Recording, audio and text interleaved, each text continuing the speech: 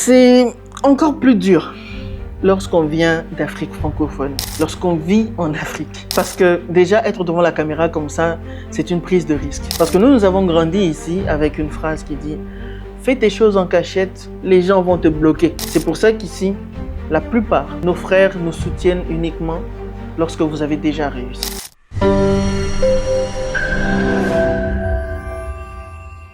Ça fait 2 ans que je veux lancer cette chaîne YouTube, mais j'ai attendu. Pendant 2 ans, j'avais toutes les idées, mais je n'avais jamais eu le courage de me filmer. Pourquoi? Parce que j'avais peur. Je vais être honnête avec vous. Ce n'était pas une question de matériel, ce n'était pas une question d'idée.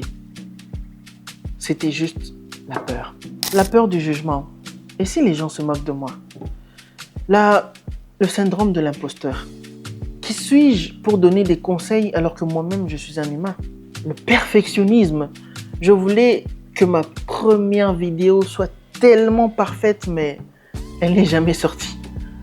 Jamais. Alors dans cette chaîne, nous allons parler du storytelling en long et en large et les techniques d'application pour les entreprises, les personnalités publiques, les ONG, bref, pour tout le monde et dans tous les secteurs d'activité. Nous allons également démontrer pourquoi l'Africain doit miser sur le storytelling pour être un créateur plutôt qu'une simple entreprise et pourquoi pas devenir à la longue une source d'inspiration dans son secteur. Nous parlerons aussi de nos expériences et de comment nous travaillons avec nos clients pour que vous puissiez mieux intégrer la notion du storytelling. Nous aurons donc des sessions pratiques et nous allons explorer d'autres grandes marques qui ont utilisé la méthode du storytelling pour faire grandir leur marque et comment ces méthodes peuvent être utilisées dans les entreprises africaines afin d'obtenir le succès et d'augmenter encore plus de clients. En exclusivité, nous allons partager avec vous nos coulisses. Nous allons parler de notre vision.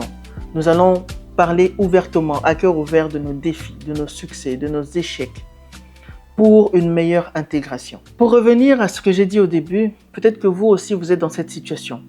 Vous voulez commencer quelque chose, mais vous attendez à ce que les choses soient parfaites. C'est encore plus dur quand on vient d'Afrique francophone, quand on vit en Afrique. Parce que déjà, être devant la caméra comme ça, c'est une prise de risque. Parce que nous avons grandi ici avec une phrase qui dit « Fais tes choses en cachette, les gens vont te bloquer ». C'est pour ça qu'ici, la plupart, nos frères nous soutiennent uniquement lorsque vous avez déjà réussi. Pourtant, personnellement, j'ai l'habitude de consommer des contenus américains, français. Eux, ils filment sans gêne, hein? Mais nous, ici, la politique, c'est de rester caché, de rester enfermé, de rester dans un cocon, dans notre zone de confort. Le jour où j'ai compris que personne ne viendrait me sauver, c'est le jour où j'ai regardé une vidéo sur YouTube et la personne a dit « Si tu attends d'être prêt, tu n'auras jamais commencé ». Et ce jour-là, j'ai compris que j'étais mon propre blocage. Alors j'ai pris mon ordinateur, j'ai écrit ce script, j'ai allumé ma caméra et j'ai enregistré cette vidéo. Peut-être que cette vidéo ne fera que 10 vues. Peut-être que personne ne laissera de commentaires, mais moi au moins, j'ai commencé.